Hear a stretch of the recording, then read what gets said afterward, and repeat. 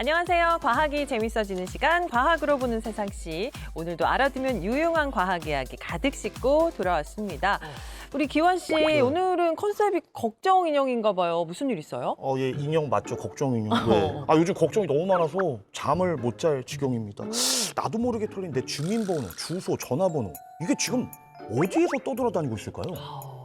뭐 기환 씨뿐만 아니라 네. 저도 그렇고 우리 여기 있는 제작진분들 또 시청자 여러분도 아마 비슷할 것 같은데요. 네. 그런데 걱정만 하고 있을 게 아니라 이 피해를 어떻게 막을 수 있을지 함께 고민하는 게 더 중요하지 않을까요? 맞는 말씀입니다. 티베트 속담에 걱정을 해서 걱정이 없어질 수 있다면 걱정이 없겠네 이런 말도 있잖아요. 네. 이 걱정만 하고 있을 게 아니라 지금이라도 할 수 있는 조치는 다 취하고요. 그리고 우리에게는 과학이 있잖아요. 아마 이 문제도 과학으로 접근하면 해결할 수 있지 않을까요? 이제야 패기 넘치는 우리 기환 씨 답네요. 네. 개인정보 유출 일차적으로 일어나서는 안 되겠지만 그 이후의 대응도 정말 중요합니다. 네. 세상의 모든 고민과 문제를 과학적으로 해결하는 여기는 어디? 과학으로 본 세상 C. 오늘도 주목하셔야겠습니다.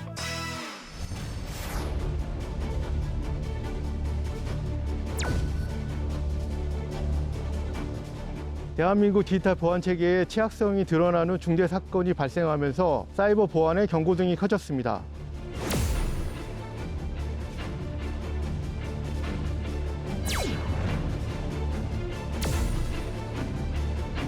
이제는 개인정보 유출을 막는 보안이 아니라 개인정보가 유출되어도 피해를 최소화하는 보안으로 패러다임 전환이 이루어질 때입니다.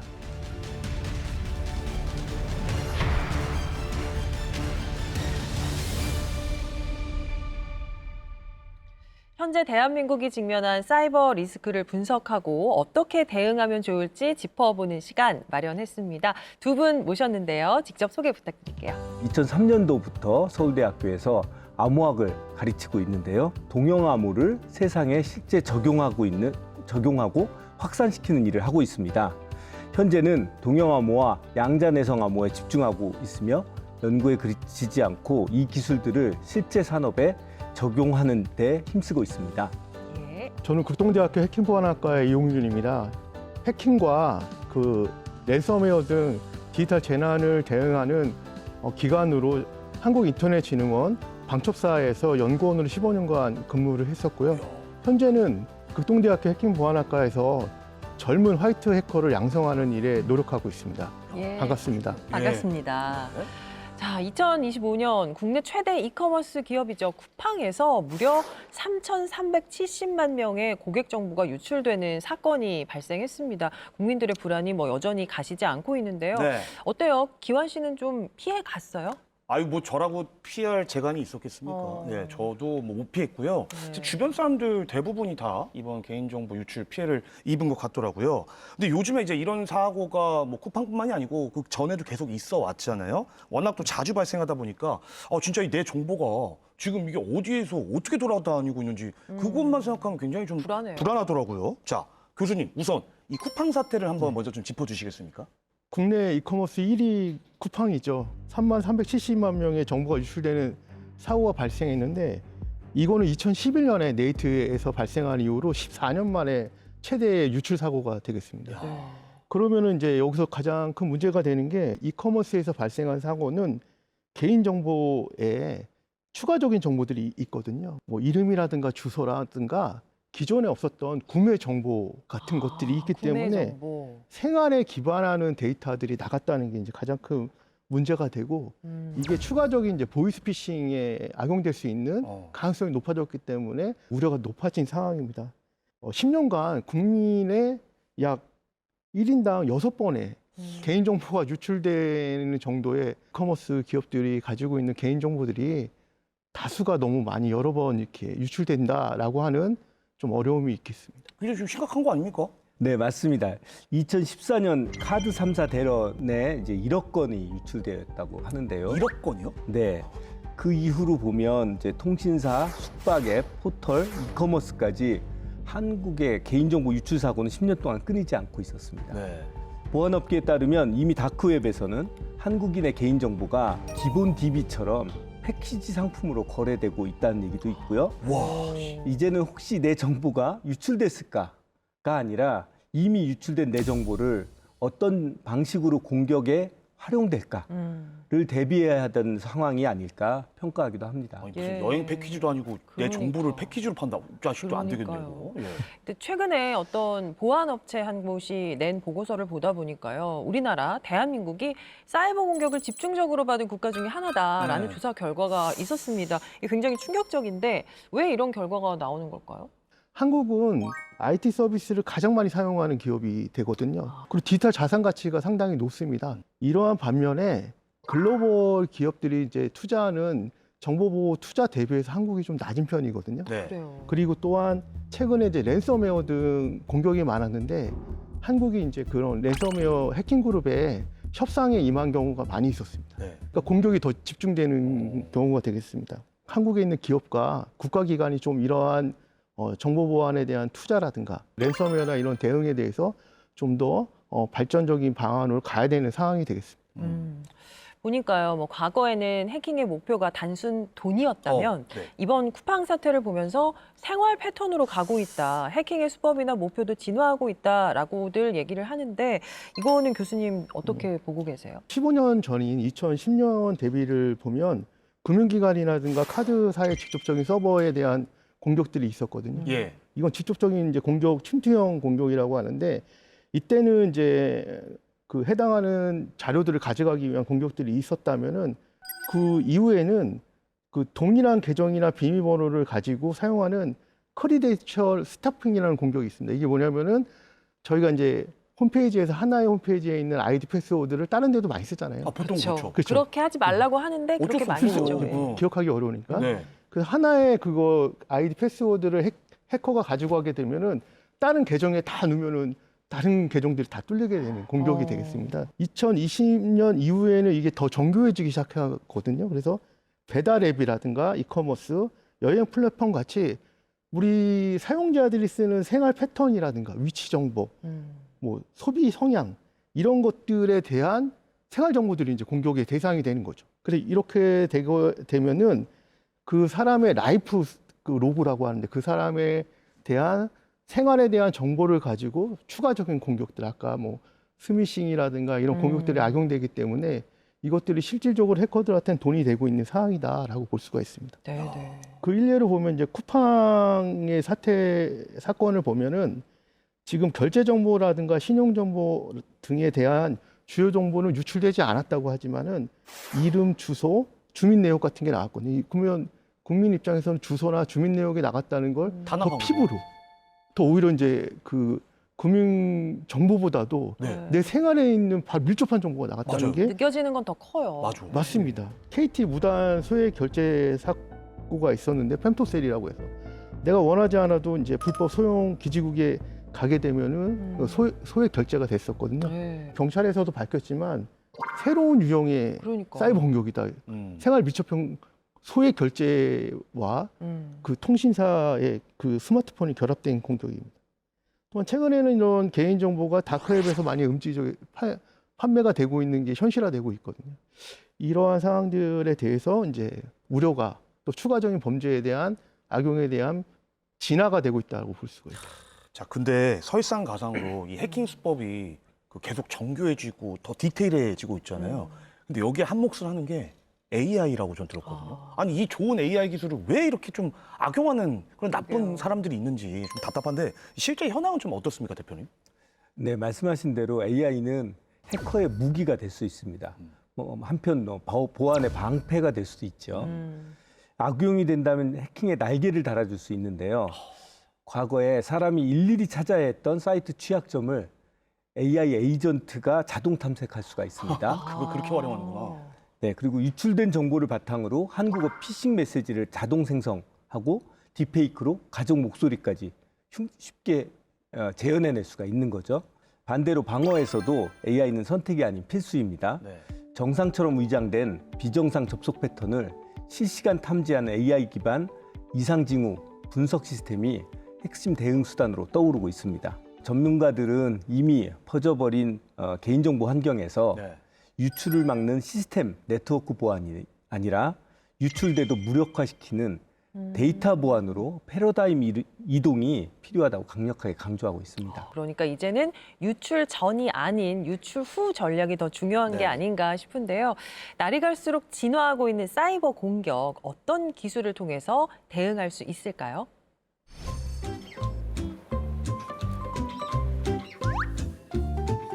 제보수단을 3일째까지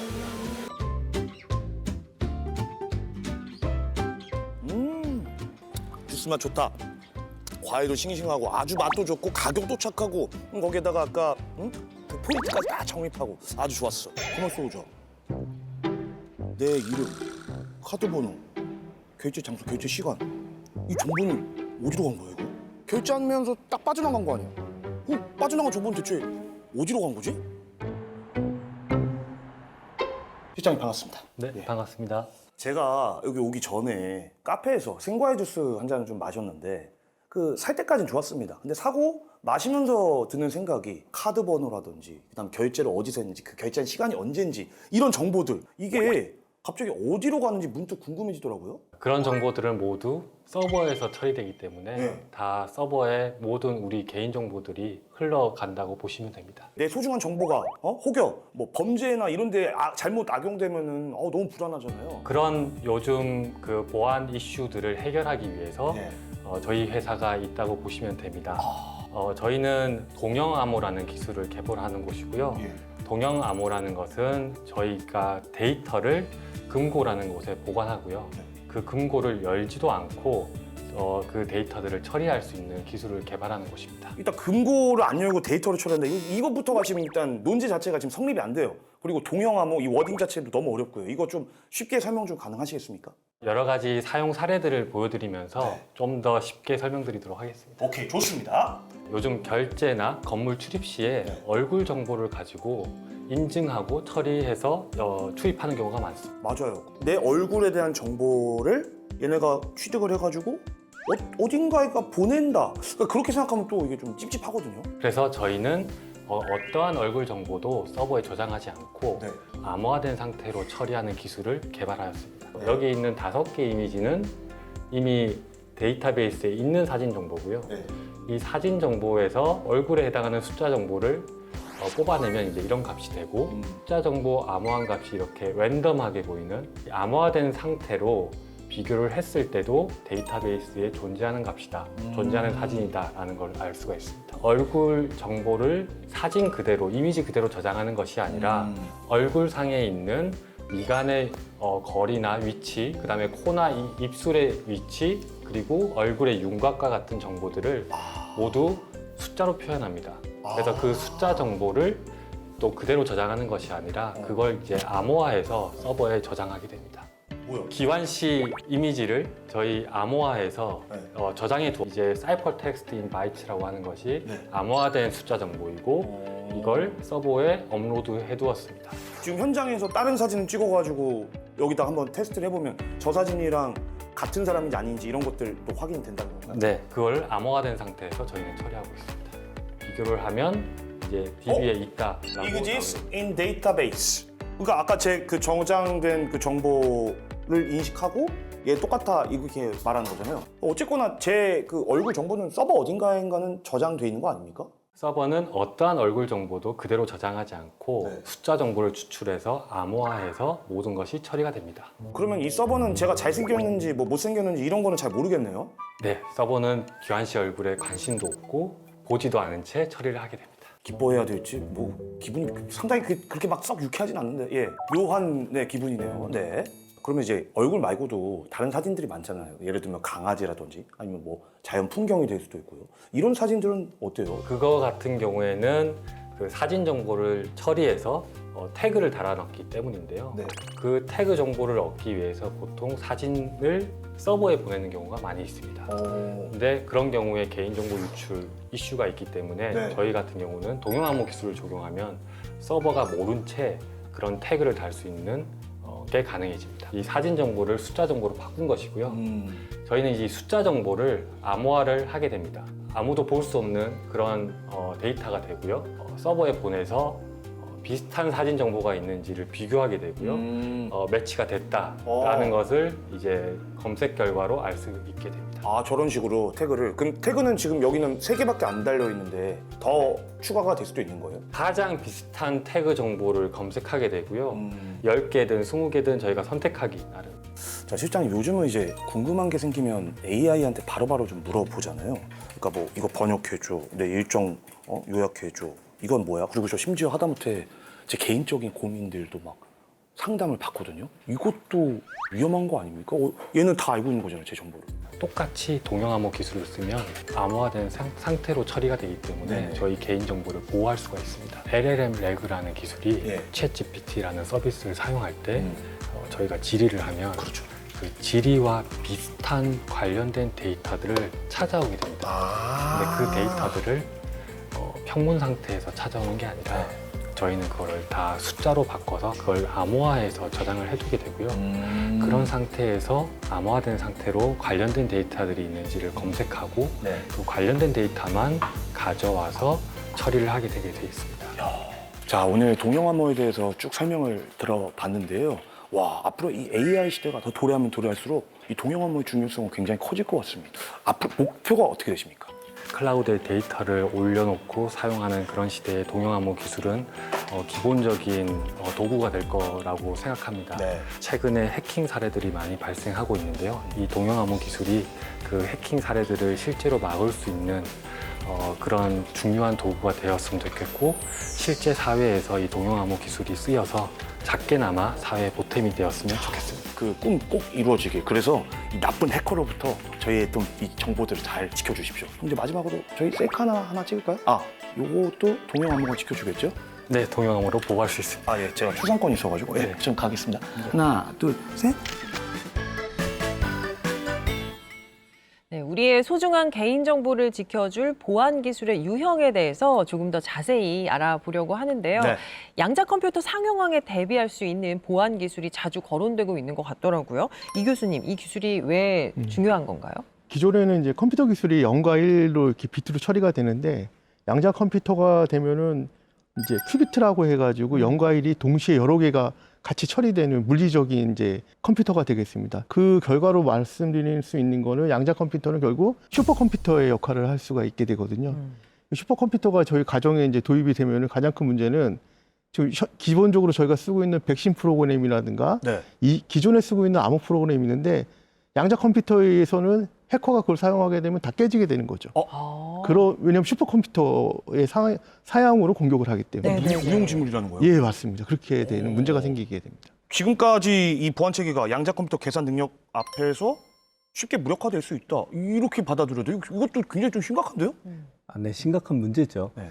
네, 지금까지 인터넷 보안은 70년대, 80년대 개발한 암호 체계에 의존해 왔습니다. 네네. 근데 이들이 기반한 수학 문제는 오랫동안 어렵다고 알려진 알고리즘이었는데 네. 양자 컴퓨터가 나온다면 이를 이용해서 이런 난제들을 쉽게 해독할 수 있는 방법이 나와 있습니다. 그래서 양자 컴퓨터가 등장하기 이전이라도 이미 양자 컴퓨터에 대한 대비를 시작해야 된다는 것이 전문가들과 미국 등의 각국에서의 전략이었고요. 네. 특히 우리나라에서는 세계에서 두 번째로 미국에 뒤이어서 이 양자내성 암호의 표준을 이미 선정을 했습니다. 이 기술들을 잘 활용을 해서 전 세계에 우리가 양자내성 암호를 보급하고 이끄는 이런 정책도 가능하지 않을까 생각합니다. 양자 내성 암호라는 게 뭐 예를 들어서 해킹 시도를 딱 인지하고 먼저 이걸 막아주고 선제적으로 막아주고 이런 기능까지 있는 건 아닌 거죠. 해킹을 이렇게 사전에 탐지하는 그런 사이버 탐지 기술에 속하는 건 아니고요. 예. 컴퓨터 환경이 슈퍼컴퓨터처럼 이제 양자 컴퓨터로 변경이 됐을 때 그런 환경에서도 고도화된 암호화 기술을 사용해서 그 통신이라든가 저장되어 있는 중요한 데이터를 암호화해서 보관하는 거기 때문에 방어형 기본 기술로 보시면 맞을 것 같습니다. 알겠습니다. 보안 기술 하면요, 이제 어렵고 뭐 복잡한 기술들이 많이 떠오르거든요. 네. 이제 일반 개인 사용자도 쉽게 사용할 수 있는 그런 기술은 없을까요? 가장 먼저 떠오르는 기술이 패스워드일 겁니다. 그렇죠. 패스워드가 도움이 되면서도 또 가장 걱정이 되고 네. 위험한 기술로도 보여지는데요. 이 패스워드를 강화하기 위한 기술들은 사실 많이 나와 있습니다. 패스키도 있고 뭐 생체 인증도 있고 뭐 싱글 사인온이라든지 요즘은 2차 인증도 꽤 유명하게 잘 사용되고 있습니다. 네. 패스키는 그 제한된 환경에서는 상당히 안전한 방법을 제공을 합니다. 패스워드처럼 개인이 기억하는 것이 아니라 서버에서 생성된 난수를 서버에 저장하기 때문에 높은 안전성을 보장하는 패스키를 만들 수 있겠죠. 네네. 문제는 이 패스키를 등록한 기기에서만 로그인을 할 수 있기 때문에 다소 불편함이 따릅니다. 그래서 모든 환경에서 다 사용하기는 좀 어렵고요. 또 생체 인증 같은 경우는 우리가 어떤 기기에서든지 편리하게 사용할 수 있는데 그렇죠. 한번 유출되면 바꾸기 어렵지 않습니까? 맞아요. 그래서 모든 상황에서 다 안전하게 사용할 수 있는 기술은 없는 그 기술을 찾기는 쉽지는 않고요. 상황에 맞추어서 적절한 기술을 쓰는 것이 좋은 방법이라고 생각됩니다. 네. 그리고 또 저희가 뭐 워낙 많이 다뤘던 주제이기도 합니다만 AI를 또 얘기를 안 할 수가 없는데 이게 이제 인간들이 못하는 걸 다 해주는 게 사실 AI잖아요. 해커들의 도구이기도 하면서 동시에 이런 나쁜 해킹을 막을 수 있는 또 방패이라고 생각을 또 하는데 이 사이버 보안 측면에 있어서 AI가 갖고 있는 장점 어떤 게 있을까요, 대표님? AI는 그 실시간으로 방대한 양의 데이터를 분석하는 것이 가능하잖아요. 그렇죠. 그런 장점들 때문에 그 잠재적인 위협과 해커들의 공격 패턴이라든지 이상 징후 등을 기존의 보안 시스템에서 감지하기 이전에 우선적으로 탐지하고 감지하고 또 대책을 마련하는 것이 가능한 것 같습니다. 방대한 양의 데이터를 선제적으로 분석함으로써 새로운 유형의 사이버 위협을 이제 신속하게 발견하고 사전 대응할 수 있는 기회가 제공될 것 같습니다. 그 말씀 들어보니까 딱 떠오르는 사자성어가 이제 유비무환입니다. 미리미리 대비를 해야 된다. 그러니까 AI가 결국에는 이 사전에 해킹의 어떤 위협을 탐지할 수 있다. 이게 굉장히 좀 뛰어나다는 것 같은데 실제 어느 정도예요, 교수님? 통상적으로 정보보안 전문가가 하루에 이것이 사이버 공격이다 아니다 판단할 수 있는 수치가 30개에서 50개 정도 결정을 내릴 수 있는 상황입니다. 근데 실제 공격은 지금 하루에 엄청나죠? 500개. 그러니까 이렇게 들어오고 있는 상황에서 과연 정보보안 담당자가 다 하루에 일을 처리할 수가 없겠죠. 24시간. 그러다 보니까 나머지 450개를 누가 가려주냐면 AI가 가려주고 있다라고 보시면, 왜냐하면 방대한 사이버 공격에 대해서 AI가 지속적인 학습을 하기 때문에 초보적인 초등에 대한 문제들은 사전에 이제 해결해 주는 과정으로 되겠습니다. 최근에는 이제 아까 랜섬웨어라든가 악성 코드 공격이 많이 있는데 그 공격들이 백신들이 이렇게 매일 저희가 업데이트를 하잖아요. 네. 그게 왜 그러냐면은 변종이 많습니다. 맞아. 조금만 변해도 이제 백신이 찾을 수가 없거든요. 그러니까 우리 주사 맞는 것도 비슷한 그렇죠. 거예요. 예. 그렇죠, 그렇죠. AI는 뭐냐면 그런 변종이 될 가능성들을 사전에 미리. 학습을 해서 어. 이거는 저기 변종이다. 미리 네네네. 백신이 알기도 전에 오. 탐지하는 이런 기능들이 있게 됩니다. 그래서 지금은 어떻게 보면 사이버 보안 입장에서는 AI가 같이 융합돼서 활용되지 않으면은 해결하기가 어렵다 이렇게 볼 그러네요. 수 있습니다. 그야말로 소 잃기 전에 외양간을 미리 고쳐놓는 거네요. 네, 지금까지 우리의 소중한 개인정보를 지켜줄 보안 기술의 유형에 대해서 짚어봤는데요. 대규모 유출 사고의 유형과 피해 사례를 분석해서 어떻게 대응하면 좋을지에 대해서도 한번 이야기 나눠보겠습니다.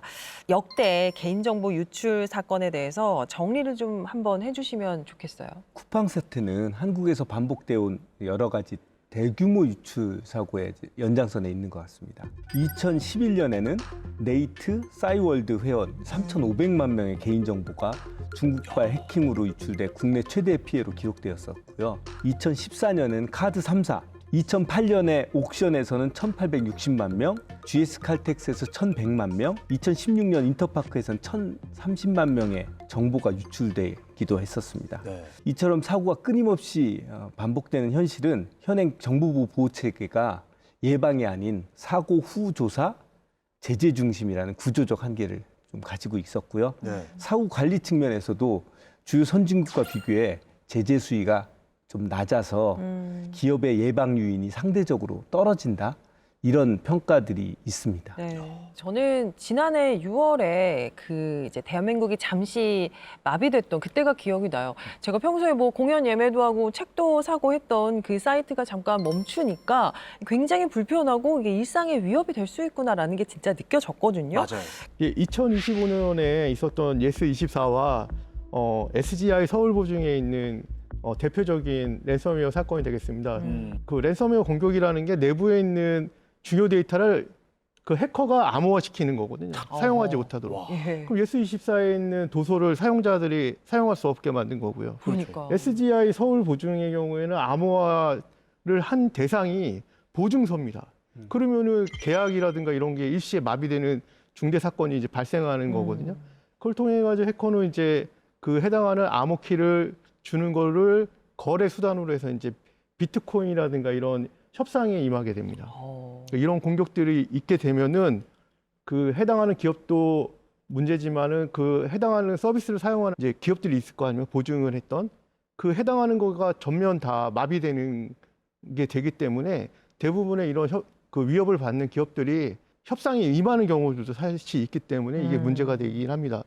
또 추가적으로 또 문제가 되는 거는 랜섬웨어로 이제 암호화하는 것뿐만 아니라 자기가 가지고 있는 암호키로 공개하겠다고 하면 기업의 상당히 중요한 정보들이 외부에 또 노출이 되기 때문에 그렇죠. 두 번에 대한 이중갈취라고 하는 그런 방법들이 발생하게 되거든요. 그러니까 묶어놓는 것뿐만 아니라 이제 유출도 하겠다. 예, 최근에는 또 더 큰 이제 문제가 되는 게 서비스용 랜섬웨어라고 이제 해서 RAS라는 게 있는데 뭐냐면 랜섬웨어 공격을 제가 이제 해커가 아니지만 의뢰를 하는 겁니다. 서비스로.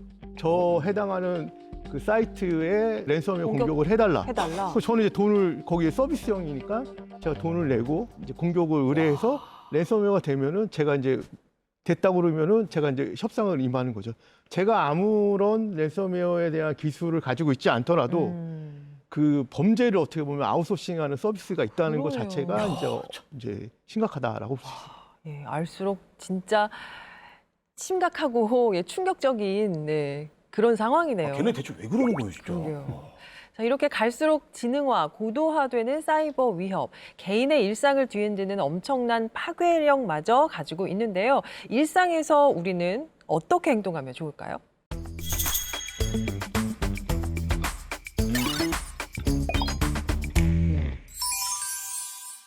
여러분, 오늘 아침에 눈을 뜨고 가장 먼저 한 일이 무엇인가요?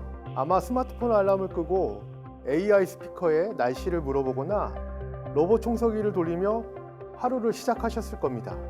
우리 생활은 정말 편리해졌습니다. 하지만 그만큼 우리를 향한 질문도 늘어났습니다. 나를 돕는 이 기기들, 과연 우리 편이 맞을까요? 몇 년 전 대한민국을 발칵 뒤집어 놓은 사건이 있었습니다. 아파트 월피드가 해킹돼 집안 영상이 외부로 유포된 일이었죠. 당시 많은 분들이 이렇게 생각하셨을 겁니다. 설마 우리 집은 아니겠지. 하지만 해킹은 이제 타겟을 정해두지 않습니다. 문이 열린 곳이라면 누구든 들어가는 무차별적 위협이 된 것이죠. 문제는 월패드만이 아닙니다. 우리 곁에 가장 가까이 있는 스마트폰부터 살펴볼까요? 스마트폰의 가속도, 자이로 같은 센서 값만으로도 사용자의 움직임이나 사용 패턴이 어느 정도 추정될 수 있습니다. 심지어 마이크 권한이 커진 앱이 음성 데이터를 어떻게 처리하는지에 대한 프라이버시 논란은 오래전부터 반복되어 왔죠. 로봇 청소기도 집안 구조를 파악하기 위해 센서나 카메라를 쓰다 보면 개발 운영 과정에서 이미지가 외부로 유출된 사례가 보고되고 있습니다. 실제로 2022년에는 해외 유명 브랜드의 로봇 청소기가 촬영한 사용자의 사적인 사진들이 소셜미디어에 유출되어 큰 충격을 주었습니다. 화장실에 앉아있는 모습까지 적나라하게 찍혔죠. 스마트 스피커도 원치 않게 음성이 기록 저장되거나 오작동으로 인해 대화가 외부로 공유된 사례가 보고된 적이 있습니다. 우리가 편리를 위해서 집안에 들인 똑똑한 도우미들이 보안이 허술한 순간 가장 위험한 스파이로 돌변하는 셈입니다. 다행히 이런 위협에 맞서 보안 기술도 놀라울 만큼 진화하고 있습니다. 과거의 보안이 현관문 열쇠, 즉 비밀번호 하나만 확인되었다면 이제는 그 열쇠를 가진 사람이 진짜 주인이 맞는지 그 정황까지 살핍니다. 이를 보안 용어로 맥락 기반 인증이라고도 합니다. 예를 들어 볼까요? 여러분이 늘 서울에서 오후 2시에 접속하던 스마트폰이 갑자기 새벽 3시에 해외 IP에 접속을 시도한다고 가정해 봅시다. 시스템은 즉시 의심을 시작합니다. 비밀번호는 맞지만 시간과 장소가 평소 패턴과 전혀 다르네 라고 판단하는 거죠. 더 나아가 사용자는 스마트폰을 만지지도 않고 가만히 있는데 기기 혼자서 갑자기 대용량 데이터를 외부 서버로 전송한다면 지능형 보안 시스템은 이를 데이터 탈취 징후로 간주하고 사용자의 별도 명령이 없어도 그 즉시 네트워크를 차단하거나 본인 인증을 다시 하라는 강력한 경고를 보냅니다. 이제 보안은 수동적인 방어를 넘어 사용자의 일상적인 행동 패턴을 학습해 이상 행동을 실시간으로 잡아내는 AI 경비원의 시대로 접어든 것입니다. 그럼 우리는 지금 당장 무엇을 해야 할까요? 아주 쉬운 2가지만 기억하세요. 첫째, 공유기 관리자 비밀번호를 바꾸세요. 보통 와이파이 비번만 설정하시죠? 하지만 기기 자체의 관리자 비번이 초기값인 어드민이나 0000인 경우가 많습니다. 해커가 들어오는 정문이나 다름없으니 지금 바로 바꾸셔야 합니다. 둘째, 앱 권한 다이어트가 필요합니다. 스마트폰 설정에서 내가 설치한 앱들을 확인해 보세요. 날씨 앱이나 게임 앱이 내 위치와 마이크를 24시간 감시할 필요는 없겠죠. 앱 사용 중에만 허용으로 바꾸기만 해도 내 정보가 새어나가는 걸 막을 수 있습니다. 사이버 보안은 더 이상 전문가들의 이야기가 아닙니다. 우리가 편리하게 쓰는 생활 속 기기들만큼 우리 일상 가까이에 와 있는 문제입니다. 오늘은 스마트폰이나 집안 기기 하나쯤은 권한 설정을 한번 확인해 보셔도 좋겠습니다. 잠깐의 점검 한 번이 나의 일상과 정보를 지키는 가장 현실적인 보안이 될 수 있습니다.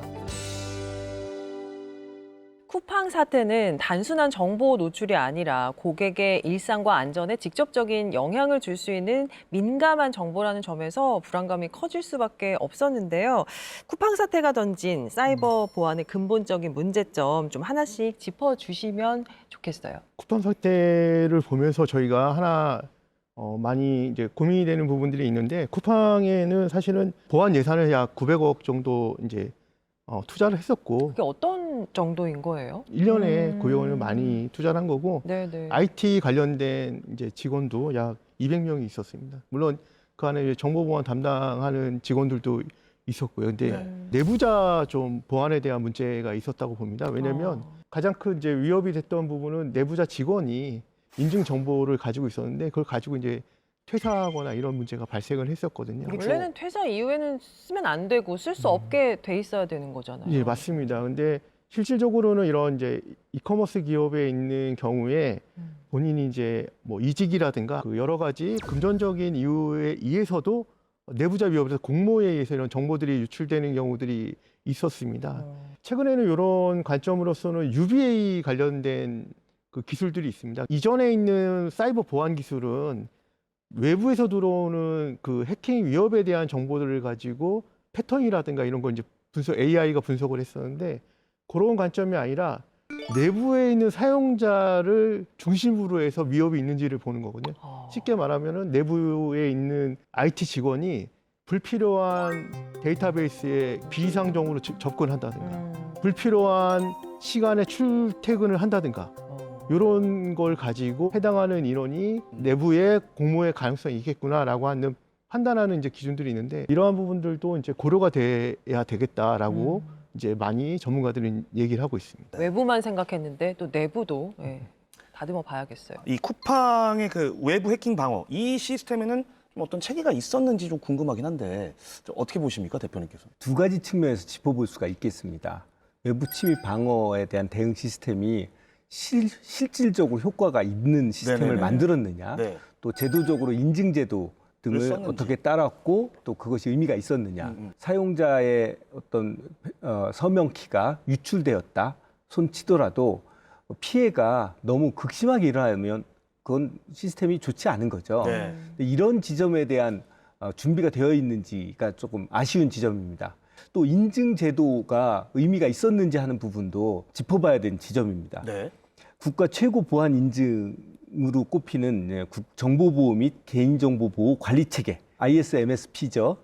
이것을 받은 기업인데요. 이걸 받은 기업들의 이런 초대형 개인정보 유출 사고가 잇따르고 있습니다. 쿠팡의 경우에 2021년과 24년 두 차례 인증을 취득했었는데요. 네. 25년에만 4건의 개인정보 유출 사고를 냈습니다.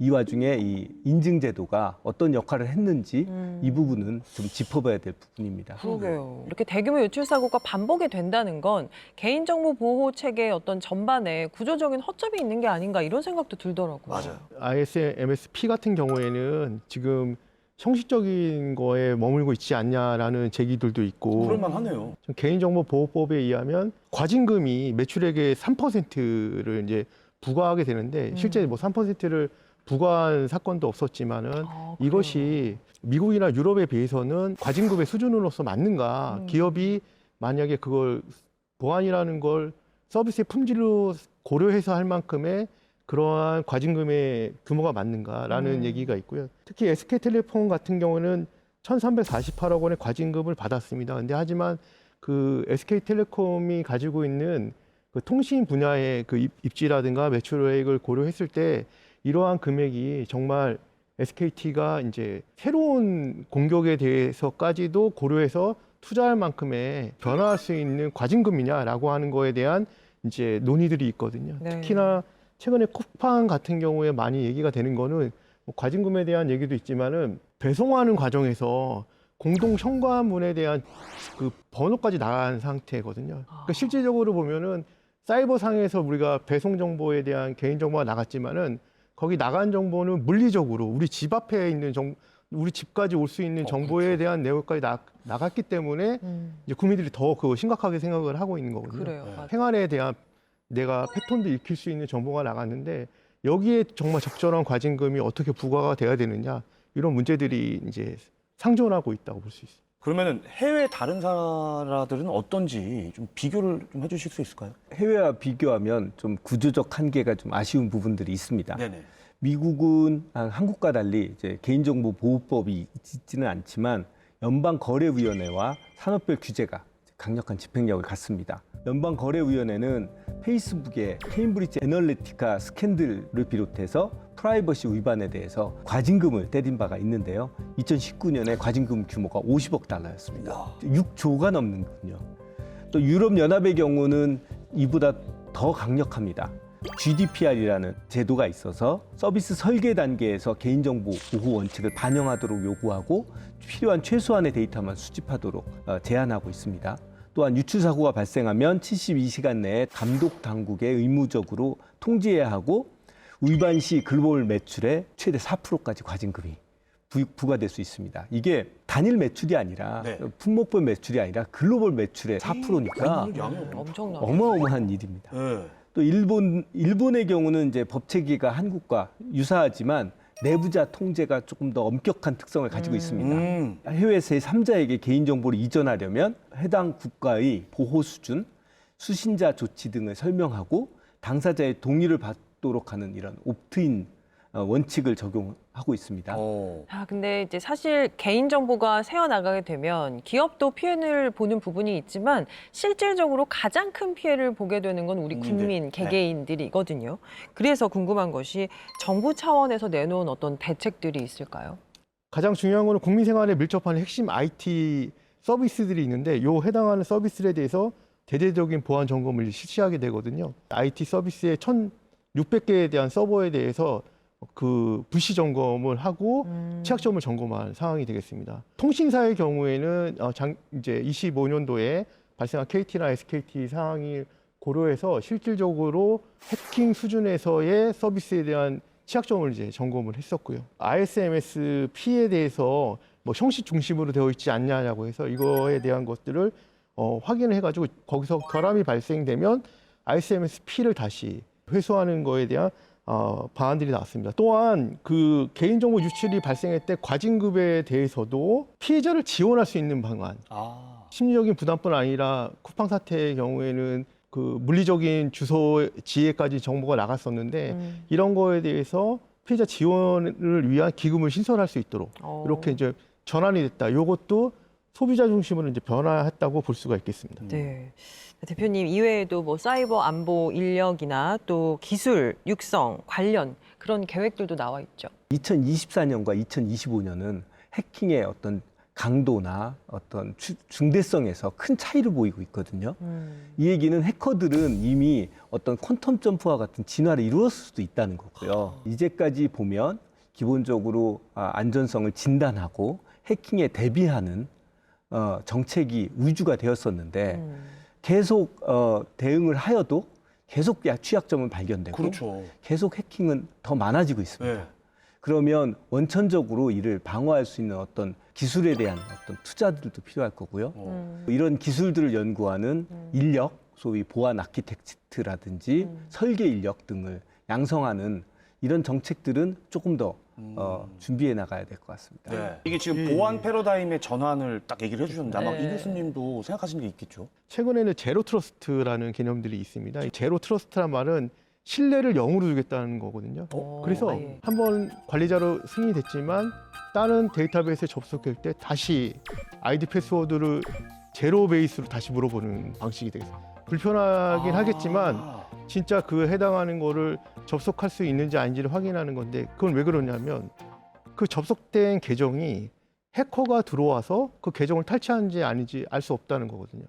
SKT나 뭐 KT에서 외부에서 공격이 들어왔을 때 해커들이 보통 2년 6개월씩 있었거든요, 내부에. 예, 그런데 예, 몰랐던 그죠. 거예요. HPT 공격이라고 얘기하는데 단순 그 잠깐 입고 나가는 방식이 아니라 최소한 2년 6개월 정도 이제 계속 있다가 네네. 그런 정보들이라든가 그런 거 자료들을 모아서 나가는 방식입니다. 그렇다면은 내부에 있는 정상적인 관리자라고 하는 계정이 실제는 해커의 계정일 수 있잖아요. 그러네요. 그럼 그거를 판단하기 위해서는 다시 그 해당하는 해커한테 아이디 패스워드를 다시 물어본다는 거는 그 계정을 끊어버릴 수 있는 단서가 되는 거고요. 네. 두 번째는 내부자 위협에 대해서도 그 해당하는 직원이 내가 불필요한 정보들을 모으는 거거든요. 사실 과정이. 개인 정보를 모은다든가 그러면 네. 거기 접속할 수 있는 권한이 없는데도 불구하고 그렇죠. 내부의 합법적인 좀 권한을 이상하죠. 가지고 모으는 거잖아요. 정상적인 내부에 있는 권한이지만 거기 접속하는 거는 안 된다고 하면서 이제 다시 물어보는 거. 아이디 패스워드 물어보고 접속할 수 있는 권한이 있는지를 다시 물어보는 개념이기 때문에 물론 해당하는 권한을 구축하는 과정에서 내부에서는 불편함이 있을 수 있지만 그렇죠. 아까 외부에 있는 공격이라든가 내부 위협에 대해서는 확실하게 해결할 수 있다라고 하는 이제 제로 트러스트 개념이 이제 많이 도입이 되고 있습니다. 그러니까 네, 그 네. 어떤 번거로움이 뭐 그런 피해를 막을 수만 있다면야 기꺼이 좀 감수해야 되겠다라는 생각이 듭니다. 그러면은 결국에는 아무도 믿지 말라라는 건데 두 분도 믿으면 안 됩니까? 두 분은 믿어도 되죠? 저희도 믿지 마십시오. 제가 AI일 수도 있습니다. 자, 마지막으로 이제 내 소중한 정보를 지키기 위해서 우리가 할 수 있는 거 전문가들의 조언을 좀 들어보고 싶은데요. 가장 먼저 실천할 것은 내가 로그인하는 사이트들을 분류를 하는 겁니다. 어떤 사이트는 좀 더 잘 관리하는 사이트다. 어떤 사이트는 아니다. 또 한편으로는 뚫리면 안 되는 아주 중요한 사이트들, 특히 예전에는 금융정보 등이 중요하다고 했는데 네. 요즘은 인증정보가 중요합니다. 즉 어떤 사이트에 가입할 때 뭐 그 이메일을 통해서 요청이 오거나 그렇죠, 그러면 그 이메일이 뚫리면 여러 가지 웹사이트에 가입이 되는 거잖아요. 그러네. 그런 사이트들은 최우선적인 등급으로 놓고 다른 사이트와 비밀번호를 공유하지 않는 정책. 이런 게 좀 필요한 것 같고요. 네. 또 다른 측면에서는 결국은 이제 시민의식의 향상이 보안의 강화를 이뤄올 거라고 생각이 됩니다. 네네. 그러니까 국가와 기업들이 이제 그 국민들이 이런 보안에 대해서 중요하다고 생각을 할 때 좀 더 경각심을 가질 거고 정부는 새로운 기술들을 끊임없이 발굴하고 투자하는 일들 또 기업은 정보보호 체제를 마련하고 안전성을 보장하는 그런 일들을 해나갈 것이라고 생각됩니다. 네. 좋습니다. 자, 이 교수님도 한 말씀 부탁드립니다. 최소한 이제 인터넷에서 사용하는 아이디 패스워드는 강화를 시켜가지고 관리하는 것이 본인에게도 이제 혜택이 될 것이다. 왜냐하면은 최근에 이제 소액 결제라든가 실제 그렇죠. 그 피해로 이제 연결됐습니다. 네네. 특히나 또 이메일이라든가 문자로 오는 거 중에서 의심이 되면 클릭하지 않는 게 좋겠다. 그렇죠. 왜냐하면 유입 경로라는 게 개인한테 올 수 있는 랜섬웨어라든가 악성 코드 경로라는 게 메일이라든가 그 문자로 올 수밖에 없습니다. 그 해당하는 것들을 좀 한번 점검을 하면서 하면은 좋을 것 같고요. 마지막으로는 컴퓨터라든가 스마트폰에 백신을 주기적으로 좀 이렇게 점검을 하는 것도 맞아요. 도움이 될 것 같습니다. 보안의 핵심, 도구가 아닌 관리라는 생각이 드는데요. 이제는 방어의 패러다임을 근본적으로 바꿔야 할 때입니다.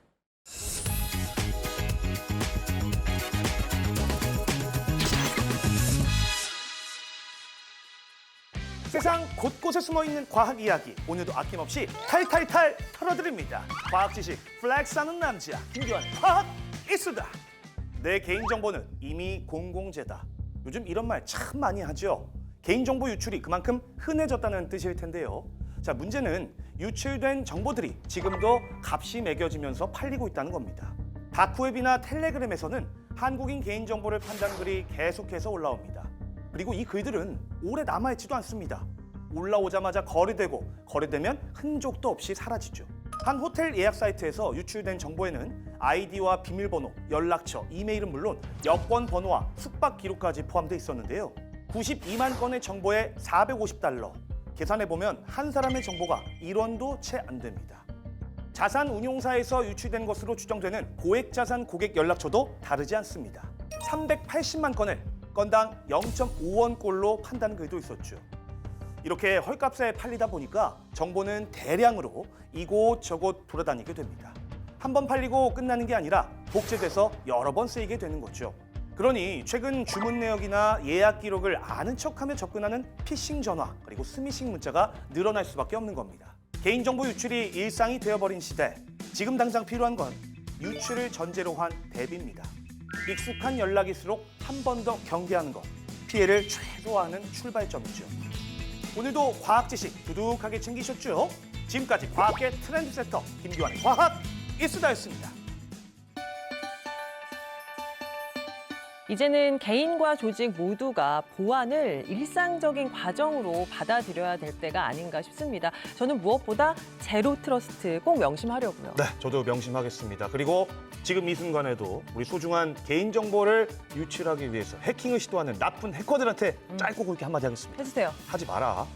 본말로 할 때. 네, 예. 하지 마세요. 네. 두 분 어떠셨는지 궁금하네요. 최근과 같이 이렇게 대규모 개인정보 유출 사고가 일어난 때 해킹을 막는 것만으로는 충분하지 않다는 것을 느꼈습니다.